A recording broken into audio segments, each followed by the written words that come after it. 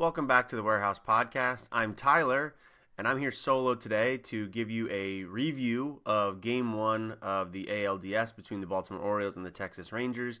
We're going to try to do these episodes after every single game of the Orioles postseason run. Hopefully we've got a lot more to go, although unfortunately this first game did not go as we hoped, as the Orioles dropped the opener 3-2 to the Texas Rangers.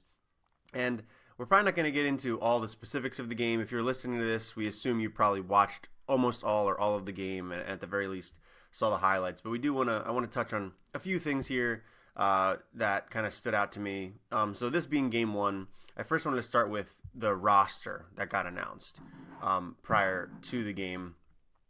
It was interesting, and I think by far the biggest story of that was that John Means was not on the ALDS roster. You know, we know he just got back from Tommy John surgery, had made a handful of starts in the regular season, looked pretty good, wasn't missing a ton of bats, but in general the high-level numbers were good, and you would have assumed he was going to pitch a game in this series.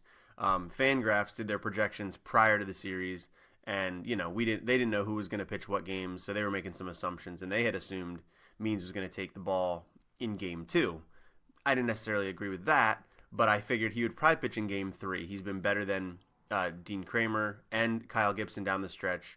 Veteran, I figure you go with the hot hand. But it turns out he's not making the roster at all because of some elbow stiffness. However, Brandon Hyde did say that it's not a type of injury that would keep him out of the ALCS. So clearly something minor, which is great, but it is unfortunate we don't have him because you might like to see him at this point even in a relief situation or something like that. But anyway, that was the big first note was John Means not on the roster. Number 2, I think, was that Shintaro Fujinami didn't make it, which isn't necessarily surprising. I think some people were expecting that. He'd been pretty erratic, throws as hard as anybody in the bullpen, but when you really need an out, can you depend on Fujinami? Not so sure.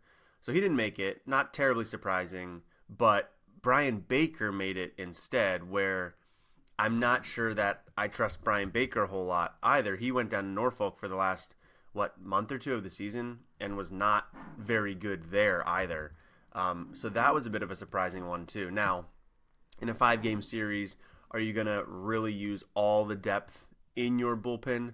Hopefully not. You should have your big guns available basically every game. But still, Brian Baker's not a person I really want on the mound right now. Probably would have preferred to see Mike Ballman if you're going to go to that point. Obviously didn't need any more lefties really, so Nick Vespi probably wasn't really in the conversation there. But definitely Brian Baker on there instead of Ballman or Fujinami I think is interesting. And then the final one wasn't really surprising, but Heston Kjerstad did make the postseason roster over probably Ryan McKenna, which, not shocking. Kjerstad was on the roster for the last final stretch there. But not having McKenna, I think, seemed to impact some lineup decisions that Brandon Hyde then made to start the game.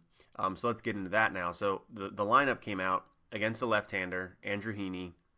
Typically, there's a lot of opinions out there about Jorge Mateo, understandably. He's been kind of a non-factor at the plate for the most part. Defense hasn't been quite as good as you maybe thought from 2022. But whatever the case may be, he has been a viable option against left-handed pitching. He actually has like a 740 OPS against them this year. Really impactful that way. He typically starts against lefties. That's what Brandon Hyde has been doing. Jorge Mateo starts against lefties. That's not what he decided to do here, though. Instead, putting Mateo on the bench, that meant Urias played third base, and Gunnar Henderson moved over to shortstop. That's not a terrible defensive setup, but Urias has not hit well against lefties. Gunnar has not hit lefties as well as righties, which, you're not taking Gunnar out of the lineup, but it slightly ticks the offense down just a little bit. But the positive is then you have Mateo to come in the game late as a pinch runner.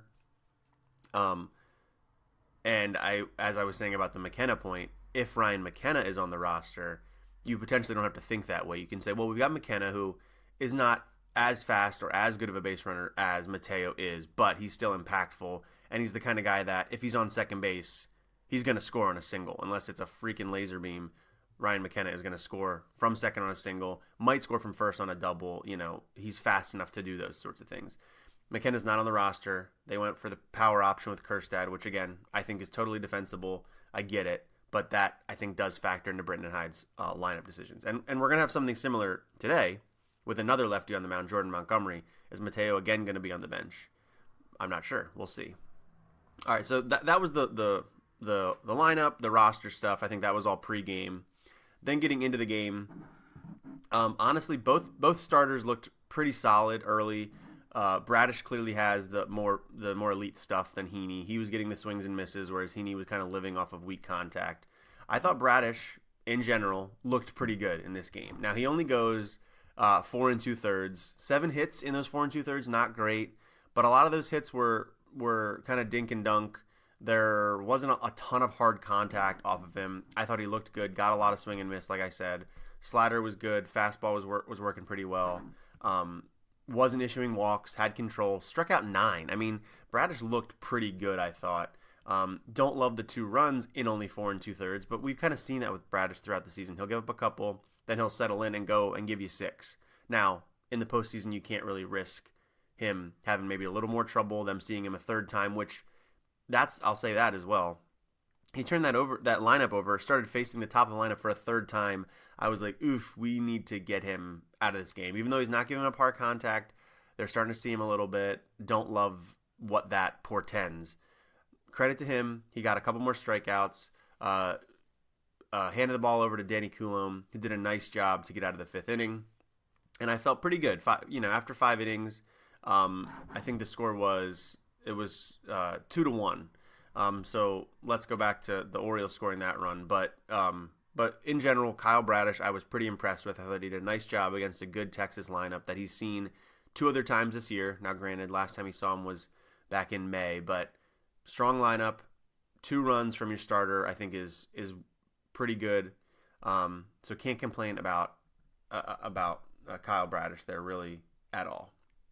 Now, on the offensive side of things, I think that is the whole problem today, and that's what people will definitely glean from this game is the offense just didn't do enough, and you can't really say otherwise. They got 2 runs off 5 hits.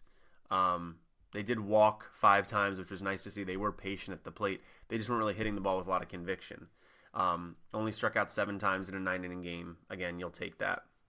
But it was largely Anthony Santander and nobody else. That was the offense today. Santander went 2 for 3 with a walk, an RBI, which was the home run. And then he also did have an unfortunate double play situation. But yeah, that was kind of the story through the first 4 innings is nobody on the Orioles was getting hits. They were putting the ball in play, but they weren't getting through. They weren't hitting the ball with a lot of conviction. It was pretty much just the Anthony Santander show, which is you're not going to win that way. I think Santander is a very important player on this team. He is the power in this lineup. They need him, obviously, to perform. We've seen this lineup when he's gone cold, and it's not a very appealing thing to watch. But they need more than just him. They need the people in front of him to get on base, which was the issue here. Austin Hayes had a bad day at the plate. Adley Rutschman had a bad day at the plate. They both walked one time, but we need singles. We need a guy in scoring position, and they just weren't really performing. They weren't providing that for Anthony Santander today. Now, we're not in panic mode here, but on Camden Chat this week, we did kind of a round robin of questions that Mark, the editor, had kind of posed to all the writers who really needs to step up in this series for the Orioles to have a shot. And my answer was Adley Rutschman because he doesn't need to be otherworldly, because I think if you look at a lot of his numbers, they get put in the context of really good for a catcher, which they are. They're elite for a catcher. He's, you can argue he is the best hitting catcher, best overall catcher in all of baseball. But they are not, they're not Triple Crown type numbers. They are just really good, solid numbers. And he's done a good job of setting the table for the Orioles middle of the lineup most of the year. The Orioles need that. They need guys on base. This isn't a team that hits a ton of home runs. They need guys on base to cause havoc and to have those big innings, those lopsided numbers, or else you're relying on a solo home run for Anthony Santander, and that's kind of all you got. So he went 0 for 3 with a walk and a strikeout. The Orioles need him on base a little bit more often than that. They need Austin Hayes on base a little more often, and I think that's the left-handed starting matchup. Left-handed pitcher starting on the mound for the Rangers is that makes Austin Hayes into the leadoff hitter, which probably isn't the best version of this Orioles lineup. But again, we're going to have that again today with Jordan Montgomery on the mound. We'll see. Will Brandon Hyde go back to the well and put Austin Hayes at top of the lineup? Again, I don't think you need to panic. This is a team that won 101 games with this formula, but I think that in general, the better version of this lineup is against right-handed pitching, and we're not going to see that until Game 3. And at that point, we got to see where the series is, but that things can get tenuous there, and you start to go a little bit off kilter and make decisions you wouldn't normally make because you have to win the game. But so that was kind of the story of the offense, was Anthony Santander and nobody else. He had the solo home run. So the other RBI came off the bat of Ryan Mountcastle in the fourth inning. After Anthony Santander had walked ahead of him, he doubled into left field to score the Orioles' first run of the game. At the time, drew them within 1 run of the Rangers. That felt huge. That was the second time through the order against Heaney. They started to see the ball a little bit better, hit the ball a little harder. That was nice to see. You thought it would be maybe it would continue to go that way, but that wasn't what would happen. Heaney got taken out in the middle of that fourth inning. That was kind of Bruce Bochy, I think, sort of seeing, all right, it's time to make the move. This guy was a bit of a surprise pick to start this game anyway. We don't want to expose him too much. Let's yank him. And we'll bring in Dane Dunning, who was the one I think a lot of people expected to be starting this game. He's had a nice season for the Rangers. Didn't get the start. He comes in relief as a righty, facing now lineup that was tailored towards a left-handed pitcher. And then the Orioles started to make their subs a little bit after that. He had gotten we put in Frazier in place of Jordan Westberg. That didn't work out. Frazier had an 0-for-3 day as a pinch hitter and then taking over second base.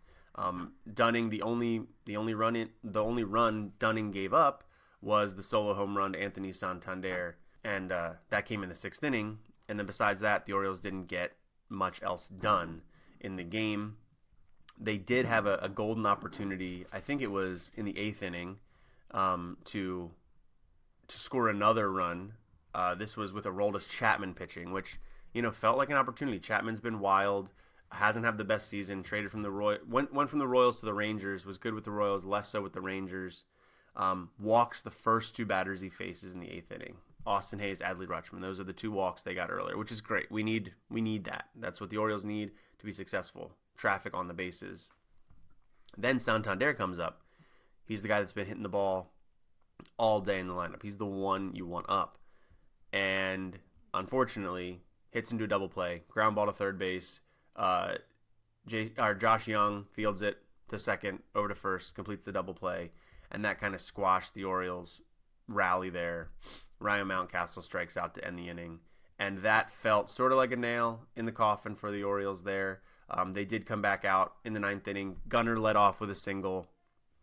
But then Gunnar tries to steal second. Gets caught stealing. And again, that was like we felt like we had something going. Gunnar on base, fast guy, good base runner, can score kind of from anywhere if the ball's put in the right spot. Didn't love the decision to go to second base.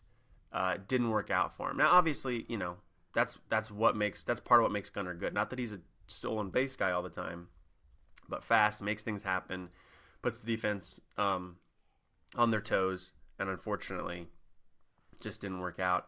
Aaron Hicks struck out after that. Adam Frazier grounded out, and the game, and the Orioles go down 1-0 in the series. Today, it's a cliche to say must win. They're all must wins. It's the playoffs. You got to win games to advance. You don't want to go to Texas down 2-0. I don't know the number. I'm sure there's a stat out there that tells you 90-some crazy percent of teams that go down 2-0 in the ALDS do not win the ALDS.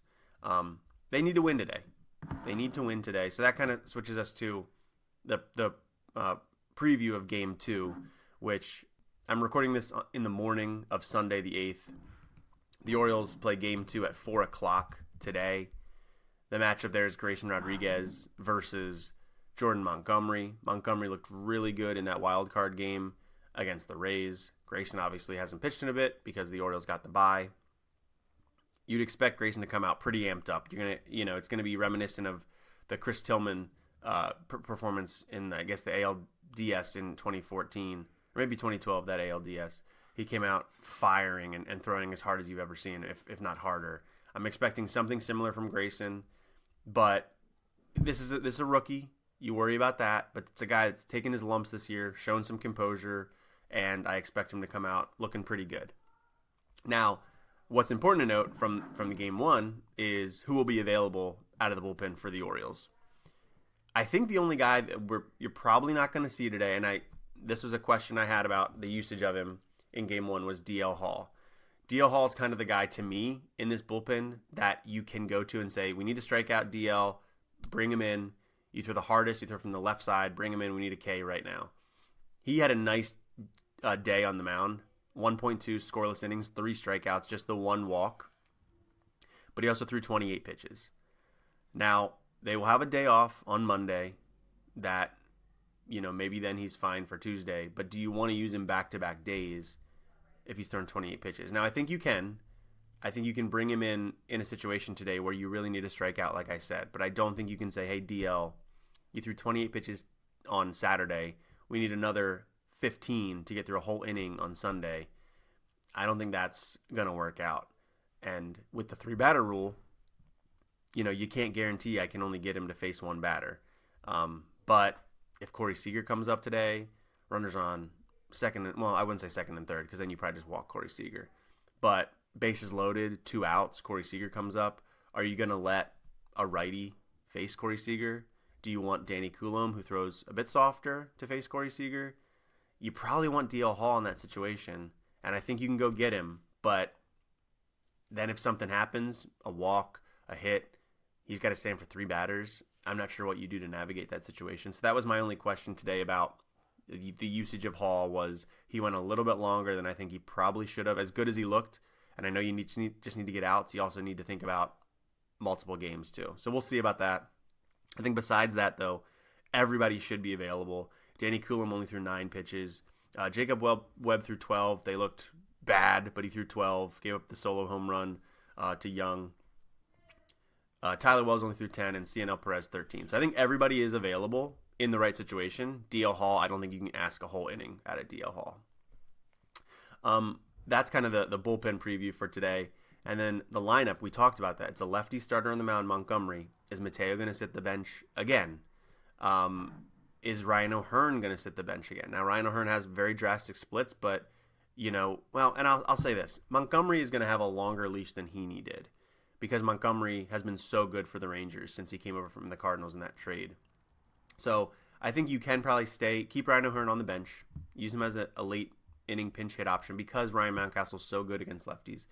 So I think the question really is, it's about Mateo, and I think it's about Mullins a little bit. Mullins has been pretty bad since he got off the IL. They showed some stats on the Fox broadcast yesterday. His batting average is like 170 or something since coming off of the injured list. Do you want to start Mullins against a left-handed pitcher? He's been your center fielder most of the year besides the IL stints. Would you prefer Hicks play center field? You can get Kerstad in as DH. Santander plays right field. Now again, that's Kerstad, a lefty versus a lefty. That gets dicey too, but you need offense. Mullins has not been offense for this team, and you can have him as a bench option to come off and pinch run, hit against a right-handed reliever. I think that is definitely a worthwhile consideration. So those are the two, and then obviously Urias would come off if Mateo comes in, plays shortstop, Gunnar go over to third base. So I think there's some things for Brandon Hyde to think about. I'm sure he has thought about them. You really need offense. I just think you got to contemplate shaking up the lineup a little bit. And it's not even that crazy. It's honestly just going back to your roots, to what has worked throughout the season and getting Mateo in there.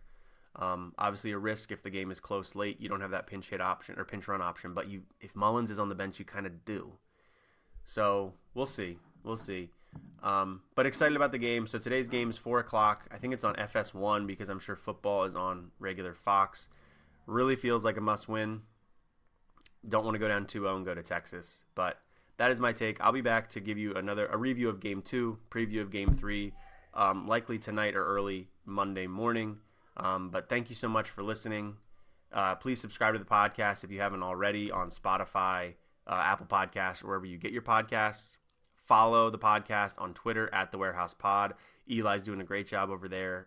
He's able to go to the game 1 and game 2, so I'm sure he's tweeting out some opinions and some stuff there, so check that out. And you can also subscribe to the podcast. We can get delivered in newsletter format to your email inbox, thewarehousepod.substack.com. And until next time, I am Tyler, and this has been The Warehouse Podcast. Thank you for listening.